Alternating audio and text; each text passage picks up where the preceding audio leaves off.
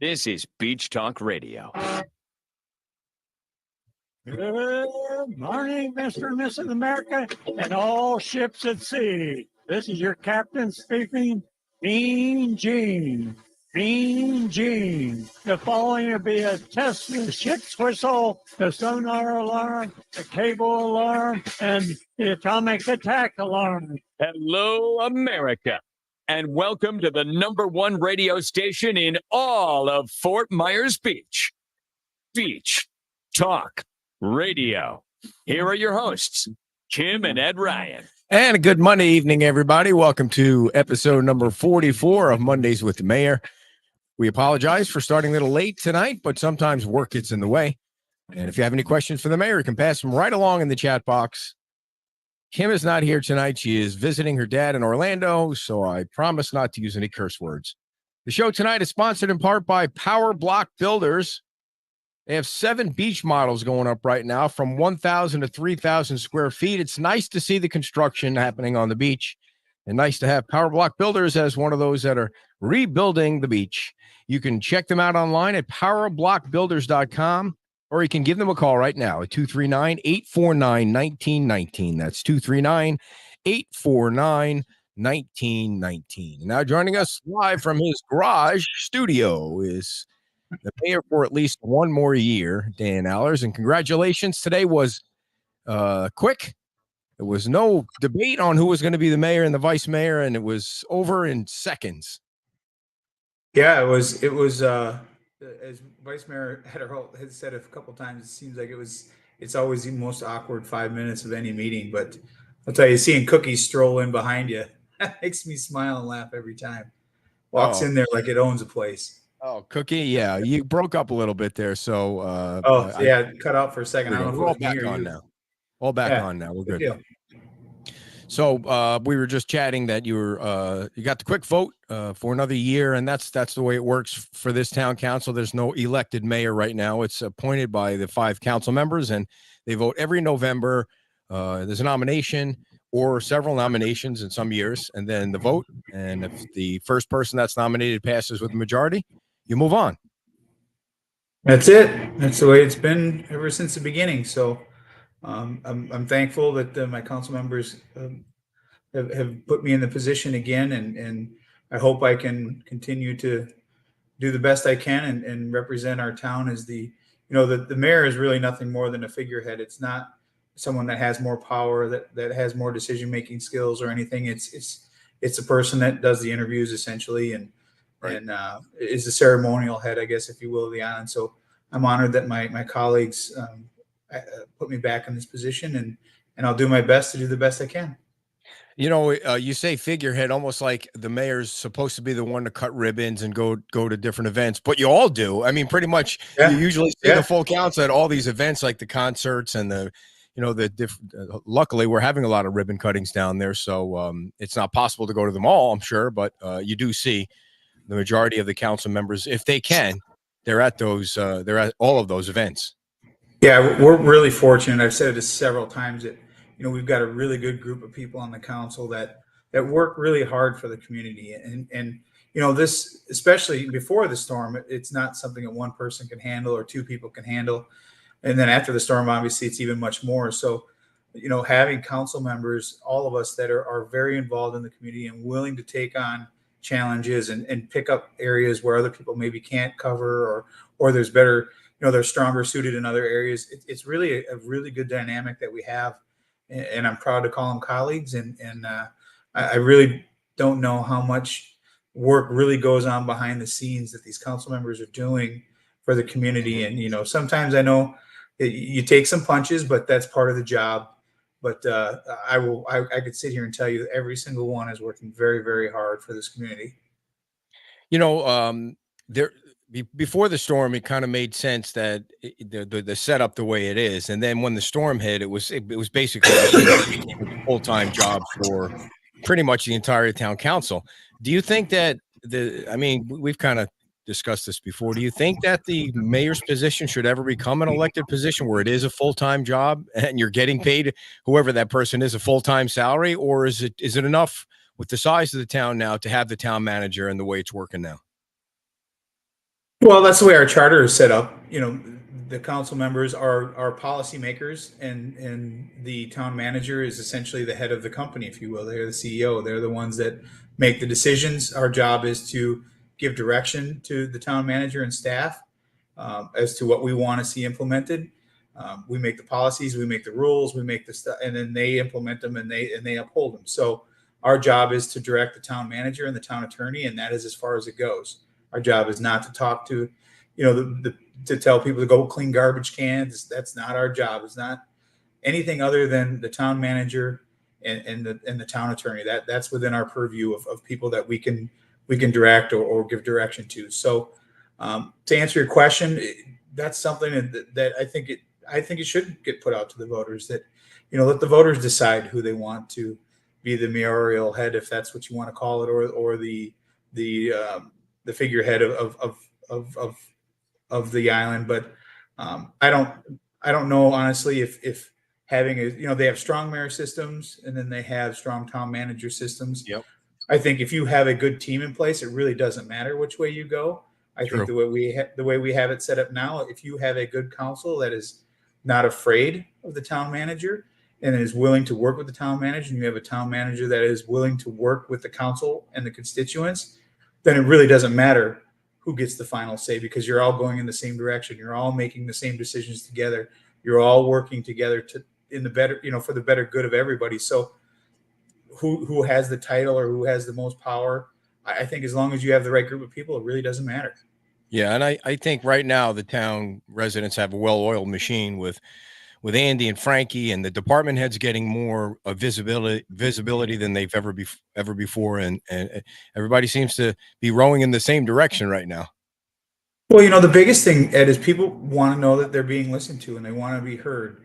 And as much as you do have some people that want to complain, they're not complaining because they just want to complain. They're trying to bring forth something that is an issue with a process or an issue with something within the government. Now, we can't change every single thing that there's issues with, but at least we're listening to it as a group, and we're bringing it forward and we're discussing it. And if it can be changed and if an implementation can be done to make it better, then we're doing it. And we've shown that since the storm. If there's something that comes up that's a roadblock for someone, if we can do something that is fair to everyone, both whoever is having the issue as well as the constituents on the island, then we try to make that decision and we move forward. So as long as we can continue to do that a lot across the board, I think we'll be just fine. So let's get into the specifics of the issues. I didn't send you this one in advance, just so folks know. I do send Dan the questions in advance, just so if he has to look something up, he can look something up before the meeting. And I'm not trying. It's not a gotcha kind of interview. We want to get the issues out there to the people. If there's something that needs to be looked up or somebody talked to, he has them in advance. And today it was after the meeting. But this one is kind of a basic one. I think you probably know the answer. The free tram runs from the library to Bowditch and kind of goes in a circle every half an hour. And every once in a while, we get a question of why doesn't it go to Publix so people can go shopping? And if I remember right, it kind of when Robert Cody was still in that position at Lee County, he came to the council meeting and I remember him saying, well, if you want it to go that far, you're going to have to pay for it. Like, it wasn't something they could just, right. It's free now. They could right. Just add to it. Yeah. I remember briefly what you're talking about when he came to the council and talked about it, but it was, free service only goes so far. Yeah. So if you want to extend it, I mean, these people have to be paid. You have to pay insurance on these vehicles. I mean, all of this stuff costs money. And if you want to expand it, everything can be expanded. It just comes down to cost. Who's going to pay for it? So if that's something that is needed, I think Lee County would be more than happy to help us out, and we can work with them to figure out if that's a true necessity. But people have said that to me a couple of times over the years about, can we get it extended down to Publix? And then hear some people say, well, if you extend it to go from Times Square down to Publix and they're going to get their ice cream and their steaks for dinner and they're sitting in the same traffic as everybody else for an hour and a half, what good does it really do? So you see both sides, but if it's something that is beneficial and people want it, we'll certainly bring it up and see if we can make it happen. I guess it's a good time to address Nancy's question. I guess I was a little bit confused by this first. It was a public speaker two public speakers that came before the council this morning, and they were talking about their personal house, which it almost seemed like out of order. And I don't mean out of order. They were out of order, but it seemed like that's the kind of stuff that they would be pitching to staff, and then the staff would tell them where they needed to go or what they needed to do. They were talking about their own houses. But what was the part about the helipad thing? I mean, what was that all about? I don't know. When I got there, Ed, that they had a little rendering on the table. There was really no documentation about what it was for. And, you know, they have everybody that has 3 minutes, they can come up and talk about whatever they want to talk about. So they came up and talked about the property that they were referring to. They had a little drawing there of like a condominium style thing that has a, where you can pull your car in. It's basically an elevator for your car. It takes you up to your condo, and your car stays in your condo with you. I've seen it before. They've got it in New York. It's been around for a while. But it was just an idea. We found out towards the end of the meeting, I think Councilor King said that they were, before the meeting, before I got there, they were talking about, they were directed by staff to bring it to council. So I don't know. I don't know who or how that happened, but as we tried to say in the meeting, you know, you can talk about whatever you want, but that's something that you should talk to staff about, so they can tell you whatever you're zoned for, wherever you're at, whether it's residential, non-residential, whatever it is, what can work, what can't work in there. Here's what the guidelines are, and if it fits within it, great. If it doesn't, this is where your roadblocks are going to be. Gotcha. The whole helipad thing, it threw me for a loop. Helipad, the beach needs a helicopter drop off or something all of a sudden. I mean, it was out there. It was it's kind of caught me off guard, but again, you have 3 minutes to talk about whatever you want to talk about, and they chose they had two of them, so we allowed them to speak for 6 minutes, and they made their pitch, and I think if they want to move forward, they'll go back to the staff and talk about it there. I don't think so, Nancy. I don't think that was the plan. So today there was a lot of discussion about the side street repairs. I mean, whenever it rains, especially when there's a heavy rain, Bahia Via is the first to get pictures from that it's flooded. And you look like you guys are moving forward, even though the work might not start till January. Can you kind of update the community on what that was all about? Yeah, so the side street, these tier 1 side streets were in the works before the storm. And I think you heard Eric today talk about, you know, there was implementation to start on section A of the ABCD, the 4 sections that were within that tier 1, and Bahia Via was one of those. And that didn't get a chance to come before council to be ratified. So they had worked with staff to try to get that section moving forward, because that is one of the worst areas. And then obviously Ian came, and it didn't get anywhere from there. So this will allow it to move forward. It'll allow Andy to now negotiate the contract with Mitchell and Stark to be able to start this process. It'll start, you know, as I said in the meeting, I'm hoping there's a way they could find to do some things at the same time as opposed to sequentially. And if they can, they can. If they can't, they can't. But at least there's a start. So there was some work being done on Bahia Via to try and alleviate part of the problem. Was that just stuff the town tried to do because it was so bad? Yeah, I mean, it was bad, and we know it's bad. It's been bad for a long time. So when they started taking a look at it, when Steve and Frankie started taking a look at it, they realized that, you know, the drains don't go anywhere. They just kind of sit there. They're not attached to anything. So, you know, that's an infrastructure issue that has to be fixed. But they tried working on a French drain to see if they can alleviate some of that problem. That's why there was some of that work down there. Town staff was down there trying to implement that French drain to try to alleviate some of that water. I think it did make a difference. Hopefully this can get started and get done, at least on Bahia Via, or get close to it before the next real big rainy season. And did they say it was going to take 5 years to finish them all? That's what they're saying. Yeah. 48 to 51 months to do that entire project, the tier 1 project. There's a lot of it. It really goes to show that how old the infrastructure really is on the island, and the amount of infrastructure that needs to be put in place. I think he said there was 5 holding tanks. I think Steve heard. I don't remember exactly. I thought he said the number was 5 or something just on Bahia Via that have to go in there, and there's 1 now. So when they're doing this, if you've seen some of the stuff they've been doing in the past before the storm, some of the streets really get tore up, and it's it's inconvenient, but when it's done, it really makes a big difference. Speaking of taking forever, what is the deal with the lights? The street lights, it's all about money, Ed. It's all about money. The contract is in place. I think you heard Andy say today. He spoke with Dave Harner from the county.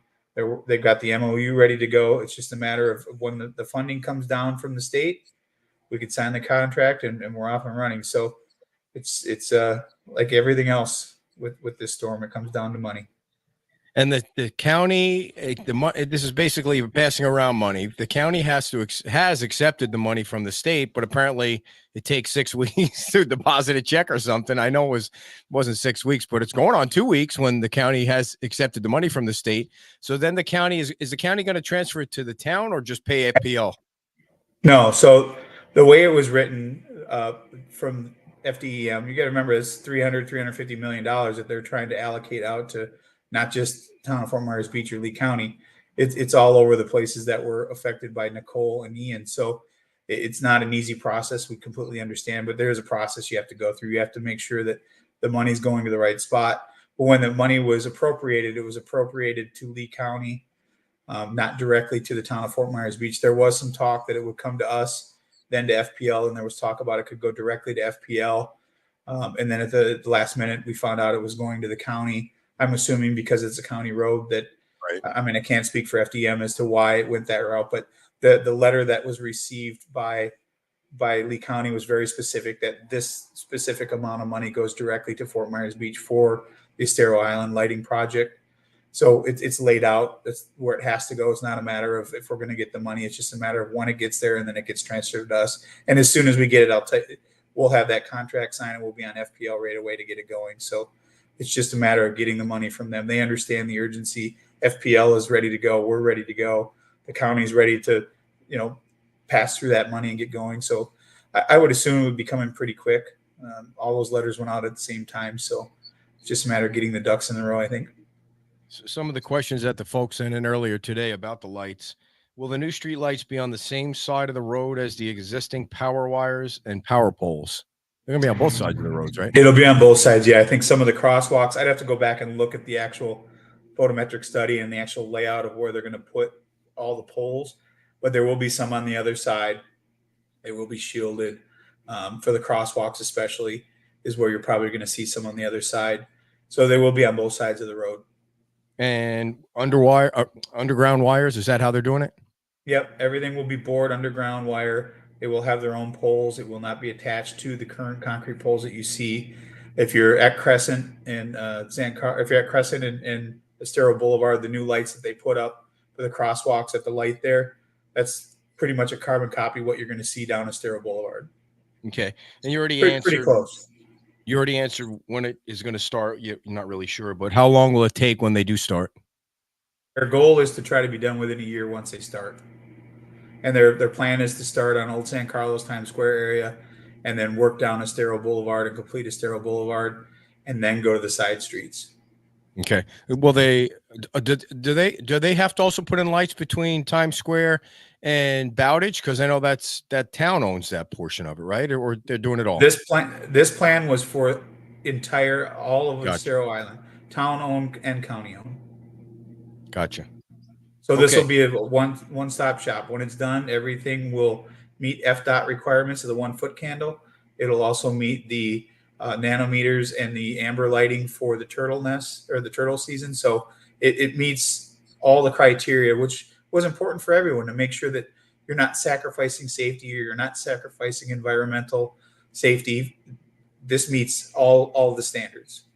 Gotcha. So, when I did a walk around in Matanzas Court on Saturday morning, and this is the second time I've been there. The first time was 9 or 10 months ago when it was, it was still crazy. It was still crazy with the debris and the houses not being knocked down and people not even knowing what they had to do with their insurance. But this past weekend, there was at least 3 or 4 houses that were under construction, which was great to see. And the neighbors seemed to have a new attitude that there's light at the end of the tunnel, even though a house might take 12 to 16 months to build or whatever. Are you feeling like you're seeing more residential construction on the island than ever before? Not commercial, but residential. Yeah, absolutely. I mean, the biggest hurdle after we got through the search and rescue was getting rid of the debris. And once you got done with that and the focus was done of getting rid of that debris, then you could really, by then people were starting to get their insurance. They were starting to get the help from FEMA. They were starting to get whatever they needed, whether they were deciding to stay, whether they were deciding to go, whatever it was, they were able to work through that process. And I think now you're starting to see people get excited again. I always think back to right after the hurricane, it was interesting to watch the stages of grievance. There were some people that got through it very quickly. Just my wife and I, for example, I'm a person that once it's gone and I can't do anything, I can't change what happened in the past. I look forward and I move on. My wife is very much a person. She's very nostalgic. Personal belongings mean a lot to her, and especially when it has to do with the family and things like that. And it took her a little bit longer to kind of get over it. And it's no different than anybody else. I'm sure every family has their intricacies of how they get through certain things. And I think now you're starting to see that with the building. Now people are starting to build, so their temperament's changing. They're going from when are we going to go and when are we going to now they're going to they can't wait till it's done. So it's really kind of interesting to see the progress that people are going through, both right after the storm and now that they're starting to rebuild. Yeah, and I remember nonstop black trucks, those big black trucks for the longest time. And I mean, it's been a couple months since I've even seen one of them. So yeah, I mean, things are moving along for sure. And I think that's one of the reasons that I love this island. It's one of the things that makes us so unique is we have people on this island that have poured their life savings into their 1,200 square foot bungalow cottage that was lost. And maybe they do or they don't have the funds to build it back. And then you have people that you wouldn't be able to tell that they could build 10 houses and you wouldn't affect them at all. And some of those people were able to build back and not have to wait. But now you're starting to see some of the people that don't have that option to be able to just outlay all this capital and start building without having to wait for insurance. And you're starting to see those people now catch up to those that could get right out of the gate and do what they needed to do right away. So you're starting to see that gap close a little bit. Construction vehicles in the morning, you drive down the road 6, 7 o'clock in the morning and you see those construction vehicles coming on the island. They're flowing in pretty heavily. Yeah. So how are you feeling this week about the permitting? Well, I'm not getting any emails. So I try to judge it by emails. I'll get some here or there. I did have one that was they had 5 rejection letters. It was a perfect example of what we've talked about several times on your show, Ed, and in meetings. You should never have to worry about getting 5 rejection letters, in my opinion. It should be something, whether it's the applicant's fault or it's not. It should be one rejection letter, and if it fails the second time, then now the onus is on the owner because you knew everything that you had to fix the first time. And if you get a second rejection letter, then you're just trying to. But so I had one of those that was some their fault, some our fault, and it sounds like that's moving forward and everything's fine. But other than that, it's been pretty quiet. We're always looking. I can tell you, every single one of us as council members are listening to builders. We're listening to business owners. We're listening to residential homeowners on what their issues are, what they're having. If it's something that we can fix, obviously anything with the building code, we can't change the building code. It is what it is. But if there's something that's an interpretation that keeps us within the lines of FEMA and the building code, we're certainly going to look at ways to try to streamline it. Now, there's been a lot of discussion the last week, especially about trying to figure out ways to either get the commercial construction moving along a little faster or to try and reduce how much it costs along the way in the process. What do you think the solution is to that? And do you think it's working the way it is, or does there need to be some kind of change on the commercial side? Well, I think it's both. I think, you hear a lot of the talk about the commercial, and, there's a lot of talk about small businesses, and is it really a small business issue or is it a small land issue? There may be a small business that lives on that small land, but is it a small land issue, and is it a cost to go through the PD process? Because everything that I kind of hear, it's not necessarily about the process as much as it is a cost to do the process with no assurances that they're going to be able to move forward with what they want to do. And we hear that, and I hear that, and it's a very valid point. But that's something, as I said today, we can do as policymakers. We can adjust costs for PD processes and variances and things like that to help alleviate that. But in meeting with the staff, I mean, I try to tell people you have to be realistic, whether you're a homeowner, and I don't think this is specific, quite honestly, Ed, to just commercial. It's you, whatever you're doing, you look at the history of what we've done over the last year for people that didn't have the option to build back. You look at the cottage lots through the LPA process and their recommendations. It allowed people that had something that they couldn't build back before the storm to now be able to build back. If they wanted more, they could go through the process to ask for more. And the process was very easy and laid out. Now, the costs associated with some of those variances, again, that's something that we can look at and we can do as a policy and change it up. When you looked at the parallelogram lots, instead of just continuing to grant variances, what is it that we can fix to eliminate some of those variances so that we're not just granting variances every time they come in? And I think when you're looking at the commercial aspect of it, it's the same thing. How can we stay consistent with making it a viable solution for them to bring forth their ideas? Whatever their ideas, maybe it's they want to build back exactly what they want. Maybe they need double density. Maybe they need triple density to make whatever it is, but at least make the process for them to make the decision whether they want to move forward with that PD process a reality. I don't think someone should have to spend $100,000 or whatever. I don't even know what the dollar amount is to hire firms, but I got to believe that the review process, and I'm not a planner, I will say I'm not a planner, so I don't know, but I assume that the review process for some property that's maybe a quarter acre versus something that's 7 acres is probably a little bit different and maybe takes a little bit more time. So how do you adjust that fee? But what I've told every single person that I've met with, whether they're commercial or not, is you have to be realistic. When you come into a negotiation or when you come into something that you don't get allowed by right and you want to ask for more, there's not a person on the council or a person on the LPA that doesn't encourage you to do that.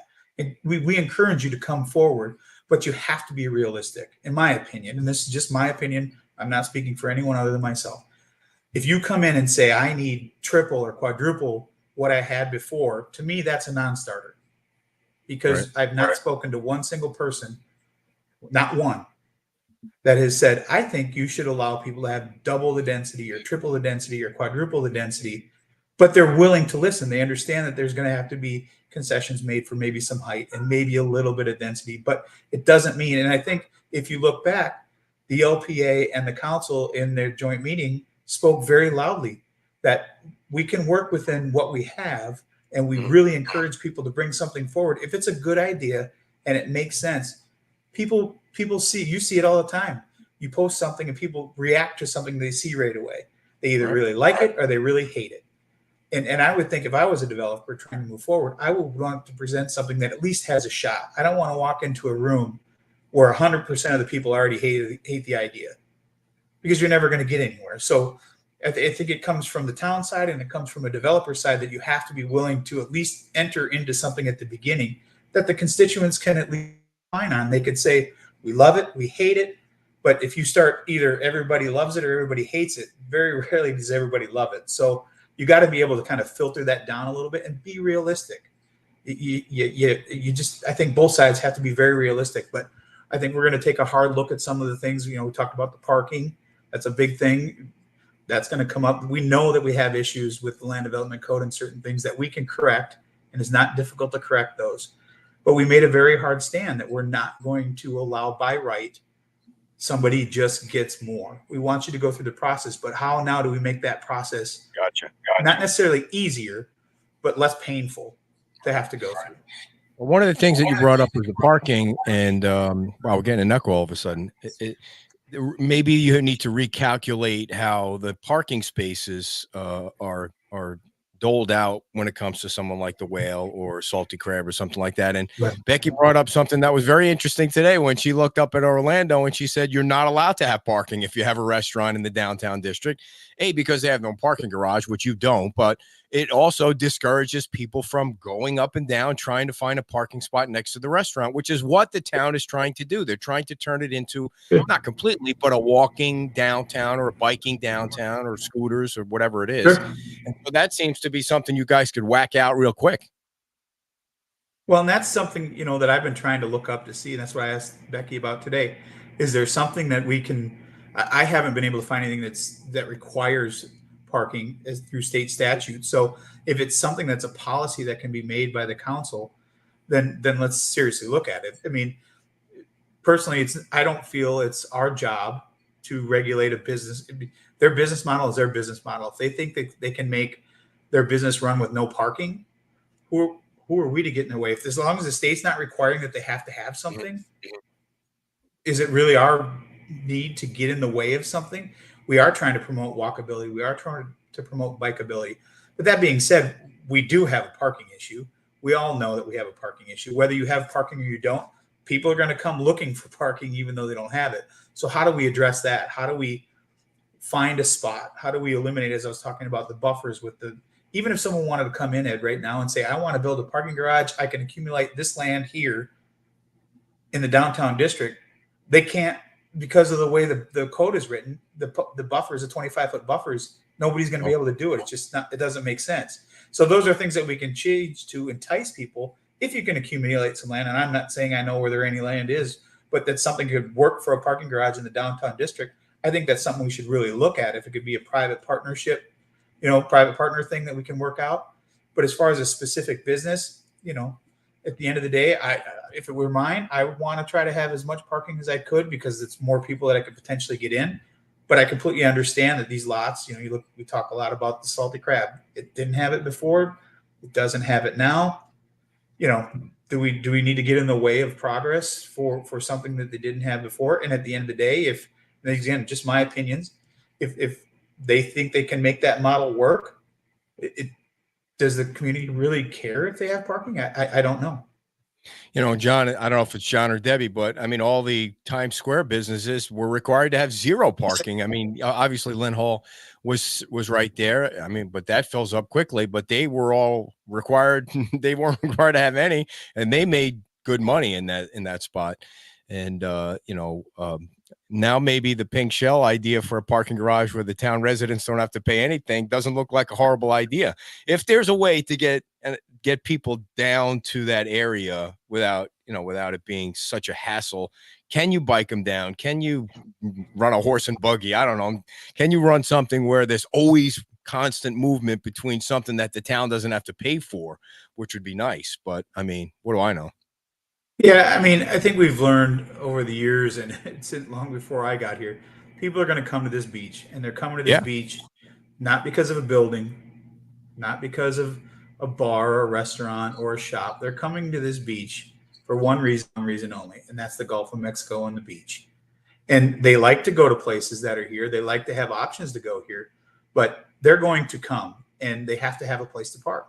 Some people may come down and just want to sit on the beach and not go visit a restaurant, or they have to have a place to park. Now, it shouldn't be on a business to have to subsidize that parking for someone that's just coming down to go visit the beach. But I think it's something that we have to really look at, because as we continue to evolve and we continue to grow and we continue to build back stronger and more resilient, more people are going to come. Yep. And it's not a popular thing, but you're not going to stop it, quite honestly. And they have to have a place to park. And again, if a business thinks that they can make their model work without parking, my opinion is who are we to stand in the way? But we do have to look at this parking issue very, very seriously and figure out if there's a way that we can entice someone that can make a parking garage work. And is there a place in the downtown district, for example, that we can make it work?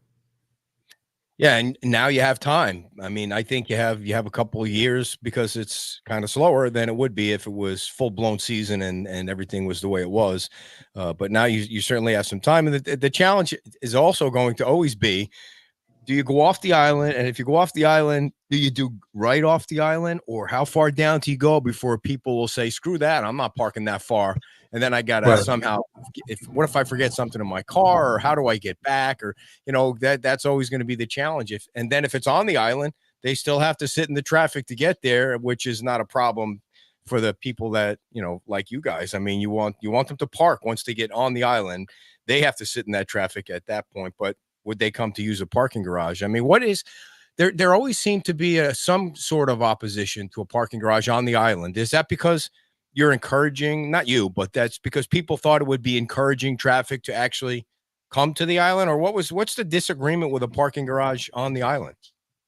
Well, I don't know that there was ever a disagreement for a parking garage. When I read the comp plan, and I, I think that they talk specifically about parking structures Okay. and how do you make them fit within the landscape of the downtown district. But again, when those were written, it was in 1995, 1996, when all this stuff was written, it was written at a completely different time. Ian, I mean, Ian completely changed the mentality and where the island is going to go. It's now the next chapter of Fort Myers Beach. It's not going to be what it was in 1995. It's just not. It can't. But where is that fine line between what is enough and what is too much? And I think that's what we're wrestling with.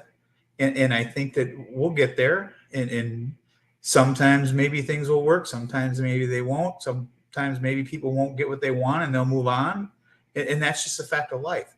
But we're in a position, Ed, where we have to think about this, not just for now and how fast we can do something now, but what are we going to have 10 years from now when those of us that are making the decisions now are not here? Are we going to put people in a position 10 years from now that is really not a good spot? And to me, that's the biggest fear that I have, is that are we going to make rash decisions that are going to affect people 10 years from now adversely? I'm sure there'll be something that we do that nobody has thought about that will have adverse consequences. I think it just happens whenever you're dealing with a catastrophe like we dealt with.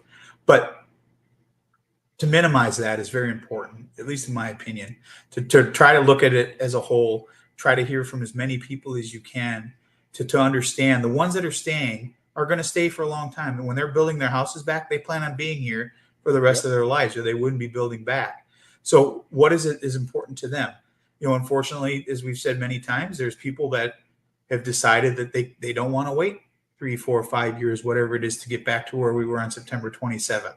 And they've decided to move on. And that's unfortunate, but it was what is in the best interest of them. So now we have to look at who's coming in, who's stuck out, who's still here, who wants to build back, whether it's a longtime homeowner, like we all know the people that have been here a long time, or it's a longtime business owner, it's a small business, large business coming in. What is it? That's a pretty eclectic group, Ed, when you think about it.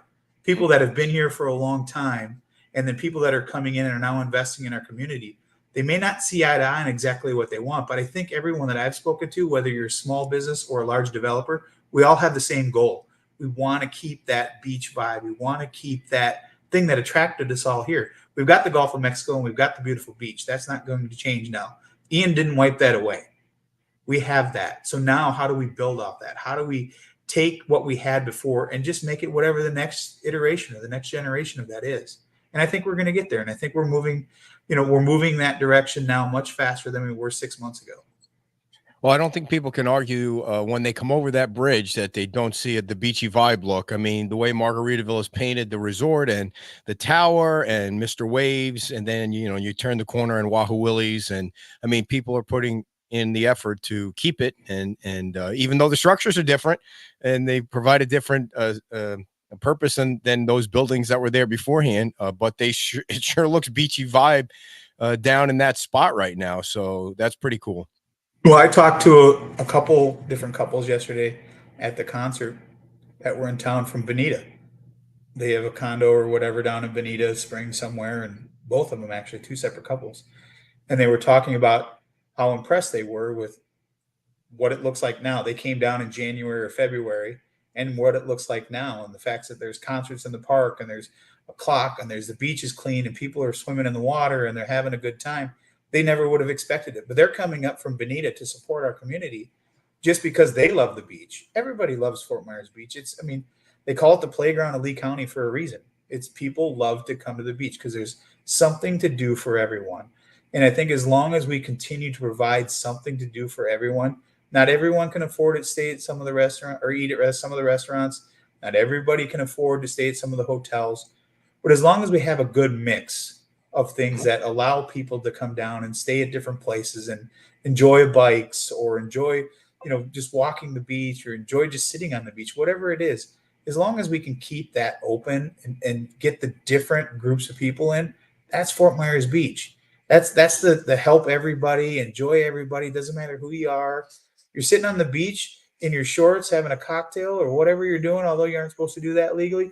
If you're just sitting on the beach in your chair with your kids playing in the water and you're talking to people next to you that may be from a different state, that's what makes us fun. And then when you're done, you meet new friends and you're going to have lunch somewhere. That's Yeah, Fort Myers Beach.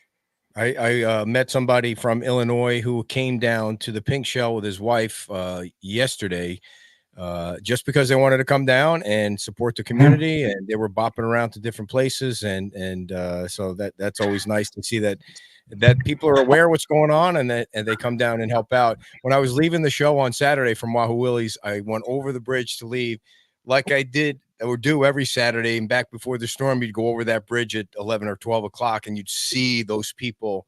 It was horrifying for them to be sitting in the slow moving line, but it went all the way back to almost Walmart during season. And so as I was leaving the beach on Saturday, I was like, oh, wow, this line, I could see the line going. How far is it going to go back? How far is it going to go back? And unfortunately, it didn't go back that far, but at least it was a line. It was cool to see a line. It wasn't back to Walmart, but it was nice to see that people are again waiting in line to get on the beach. Yeah, it's amazing. We've talked about that. I've talked about it with several people over the last couple of weeks. It's 6 months ago we were worried, are people going to come back?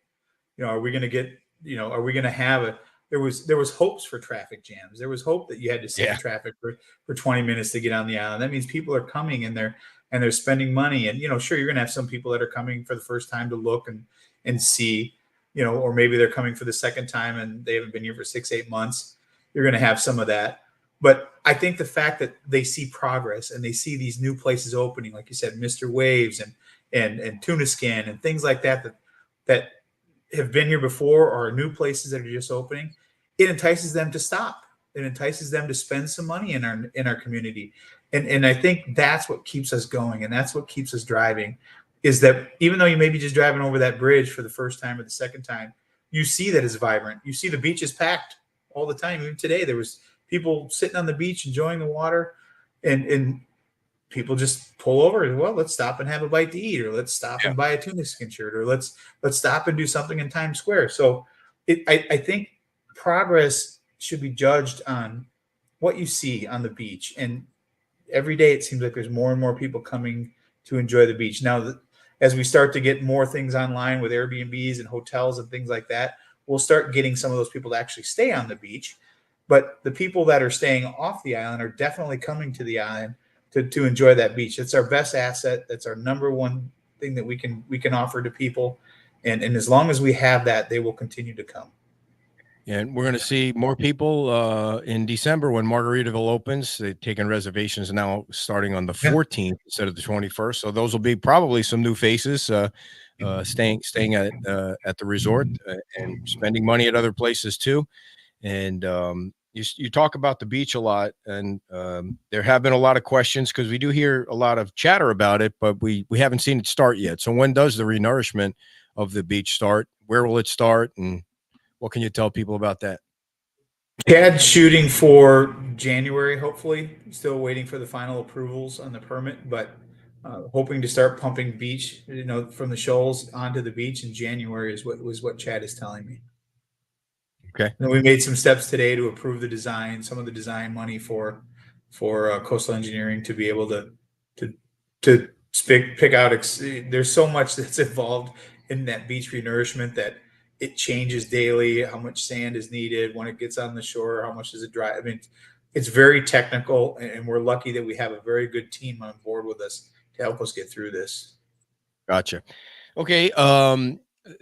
Times Square. I know that the company has finally been hired to draw renderings of the Times Square area. I don't know if they have all the ideas together from all the property owners down there. So to see something before the end of the year. But the Times Square area still 13, 14 months later has certain areas that haven't been touched. And that is one. I know I'm preaching to the choir here because you guys were a little bit ticked off about it today too.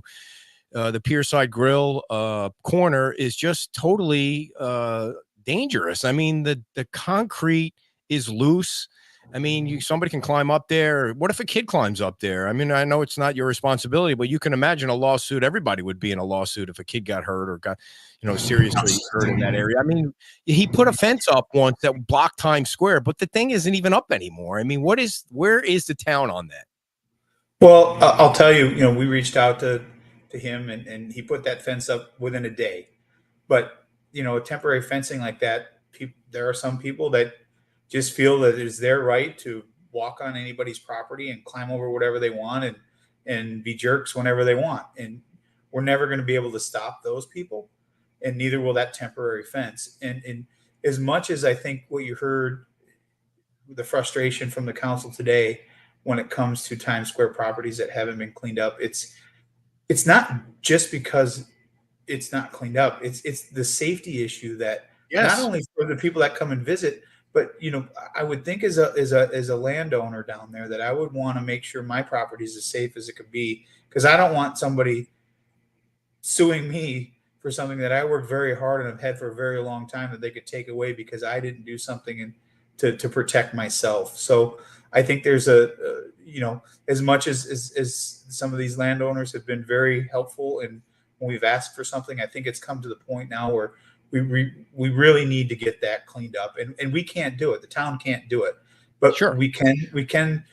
And I think it's very clear that this council is not. We're all about education. We're all about working with people to try to get to a resolution. But there comes a point where you do have to use code enforcement to get your point across. And I'm hoping that we do not have to do that. That's not the route that I prefer to choose. I prefer to work with people and then try to make them understand that this benefits you as much as it benefits us. But Dan, I don't mean to interrupt, but what is what Times Square is Fort Myers Beach's welcome mat? Welcome to Times Square. Right. And right now there's a pile of dog shit on it that hasn't been touched in that one specific area. What is the guy's reasoning for why he doesn't pick up the concrete? Well, I can tell you I've met him a few times. I don't know him personally. He's a very, very nice man. He has had some health issues over the last year that have kept him in the hospital. I don't know exactly what they were, but I know he's been down and out for a while. And I'm not trying to make excuses, but I have met him several times. He's a very nice man.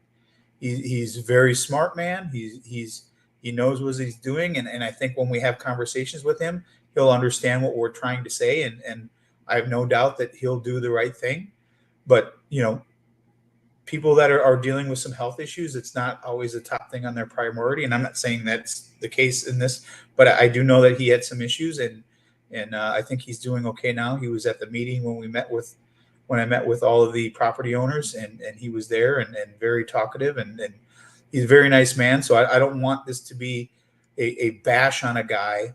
I want this to be about let's do what's in the best interest for the property owner, as well as the town of Fort Myers Beach and Lee County for that matter, because all three of us are in this together. This is all three of us are in that same neighborhood. We all have to make sure that the headlines aren't about this happened because this, and then the finger pointing starts. And that's not where I want to be. Yo Taco's in there and they really niced it up. And of course, Tom and Chris have done an unbelievable job in their corner. And so when do you want this cleaned up by? There's not just that spot. The other spots aren't as bad, but they could be cleaned up. They could be niced up a little bit better than what they are now. Just a little house cleaning in some of them. But when do you want that spot? When do you tell them to clean it up by? What's the deadline? Well, personally, I would have liked to have seen it cleaned up at the same time all the other properties were, because they came together way back in the day and they all agreed that they would get the stuff pushed to the right of way and get it cleaned up under the debris removal that the state was offering. Right. For some reason, I don't know why this property was not, or these two properties were not in on that to be able to get that taken care of. I don't know why that didn't go through or for whatever reason it wasn't included, but there was a chance that could have been pushed to the right of way and hauled away under the state funding. And now that has since passed, and it's going to be, I'm guessing, a very expensive endeavor to get that cleaned up and make it safe. But it's something that has to happen, quite honestly, and it needs to happen quickly. The other thing is on Prasad's property in the parking lot there, isn't he supposed to remove the tree? There's a tree sticking out of the ground there, and I know Jim Matterholt hey, when are you going to take this tree out of the ground? It's not even a tree; it's a stump. It used to be a tree, I think, at some point. Now it's just in the way there. I mean, it's just that the whole Times Square thing can get depressing when you walk through it and you see so much of the other stuff going on, like on Old San Carlos and at the Bayside Park, and the areas that are looking nice, and that's the welcome mat right there. And it's got pie on it right now. Well, and again, it's, as I think Becky said today, there's a process that we have to go through. We can't just go in and clean it up for them and assess the value to it. We have to go through a process. We have to give them a time frame for when they need to get it done. I think you heard Frankie say today that they will be on it today, that they will make sure that they reach out and say, you've got this much time to get it done, or we're going to start the process of taking care of it ourselves. But we're willing to work with anybody, whatever we could do, as long as we know that there's some progress being made. It's when you ignore the town or you ignore anybody that is trying to deal with public safety issues, that's when you have to involve code enforcement, unfortunately. And, I can't say it enough. It's not the first course of action that we want to take. But if that's the only course of action, we're not afraid to do it. I'll leave Times Square alone. I know if Kim was here, she'd be yelling at me to move on. But when I was at Matanzas Street, Matanzas Court, they've got some houses over there that have beautiful green grass, and it's starting to come back. You could see it starting to come back in different areas on the beach. And there's a common area on one of the streets that they asked me, do you know when the town is going to start taking care of their common areas? And I was like, wow, I didn't even know the town owned common areas in neighborhoods like that. But I know I didn't send you this one to think about, but it was a big giant mud pit from whatever. But does the town own common areas in neighborhoods like that, and they could put sod down? Yeah, there's town right of ways here and there, and there's things that North Estero, the plantings along North Estero, things like that, or even we've now assumed all of Estero Boulevard of taking care of the landscaping on that right away. So yeah, there's things that we can do, but again, this is one of those trying to focus on, as much as we'd love to see all of Estero Boulevard. You remember what North Estero Boulevard? I thought it was beautiful. What it looked like. You had low shrubs, you had trees, it looked beautiful. There was a sidewalk that you really couldn't see because it was hidden by the shrubbery, but it was a beautiful drive, and it was just, you could ride your bike, and I envision that as all of Estero Boulevard eventually when we get there. But quite honestly, we've got a lot of big fish to fry, and that's very important, and it's not forgotten about. I know that I speak quite often to Frankie and Andy about it, that it's a priority. I know the Garden Club is interested in helping and trying to figure out what we could do, but are we trying? But in speaking with them, I thought, well, this is like some low-hanging fruit. We can beautify this Estero Boulevard and make it look nice again and very inviting. And they have said it's maybe just a little too early for that. We need to get a few other things taken care of. If you start putting all these plantings in, and then some of the curbing that's broken or some of the sidewalks broken, it comes in and wrecks it. So it's all about timing. It's something that we talk about all the time, but is it a real high priority for other things that we have to get accomplished first? So it's a matter of prioritizing, quite honestly, Ed. Yeah, and the Garden Club, wow, man, to get them involved in stuff, I know firsthand.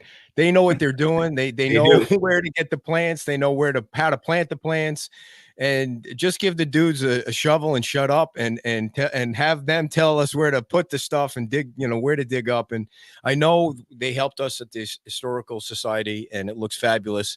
And they're also still trying to get a list of what's going to go behind the wavy wall in Lynn Hall Park, which is really another thing that's going to make Times Square look great. Oh, it's going to look beautiful.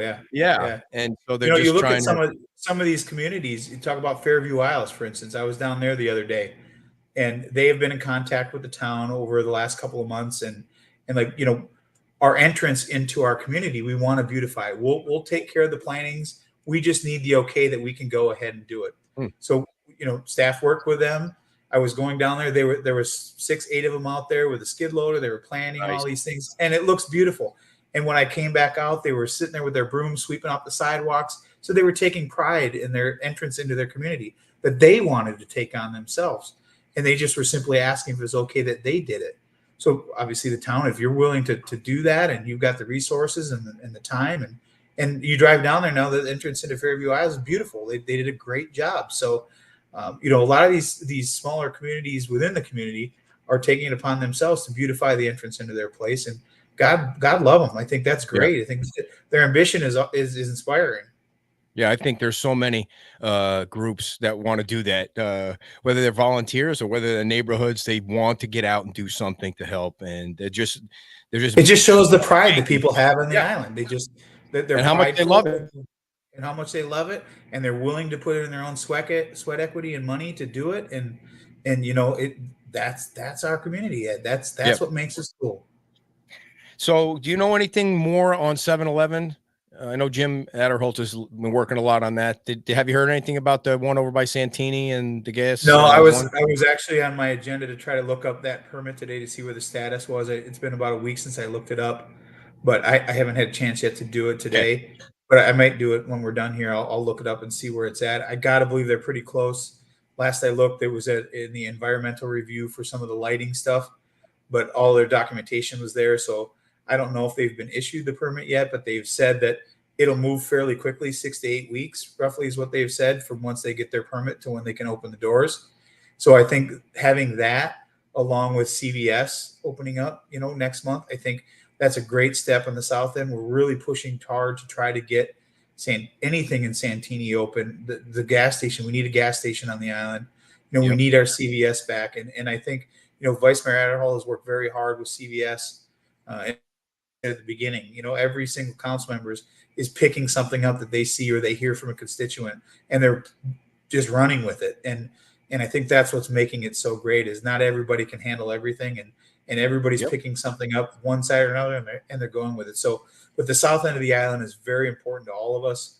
We know how important it is getting that gas station open. We know how important it is getting that CVS open, and we know how important it is to get something in Santini Plaza open. So, as much as we can do to get that process and get that moving, we're doing it. Yeah, and CVS is scheduled to open on December 15th, so that's less than a month. I don't know. I people ask all the time about Santini Plaza, and I try and contact Sharon, and it's just a slow moving process right now. It's slower. I mean, I shouldn't even say it's slow. I don't know if it is, but it feels like it is to people that live on that end of the island.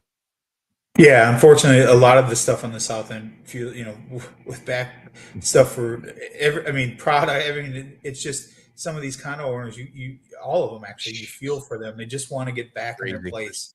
You know, and Jim, Vice Mayor Adderholt was one, and Councilor King's another. They live down there. They live in these condos, and they want to get back in their homes. It's been over a year, and you can't blame them. And some things are outside of their control, but you Right. can feel the tension. Really, you when you speak to some of the condo owners and some of the presidents, you can feel the anticipation. You can feel the anger starting to build, and you know we're going to do everything we can do to make sure they get back in. Whatever we can do and stay within the lines, we're going to do it. But I feel for them. Just hearing some of the assessments that they're having to go through. Yeah, crazy. It's just Crazy. it And they're probably breaks your not even heart. done. Breaks They're probably not it even just done. breaks There's your probably heart. more coming. Hey, did we Yeah, miss it is. anything today? Did we miss anything tonight that you want everybody to know about?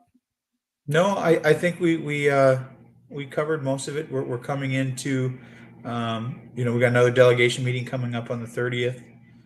We got some Tallahassee days coming up here. We're going to try to make a trip up to DC to lobby for some of the HUD grant funds and you know, put some pressure on from the top side down and see what we can get out of that. But so we're going to stay busy. We're going to do the best we can do to try to bring some more money back to the beach. But I think we've done, quite honestly, a pretty good job of showing when people get behind us that we're not letting grass grow under our feet. We're willing to be self-supportive or, you know, self-sufficient.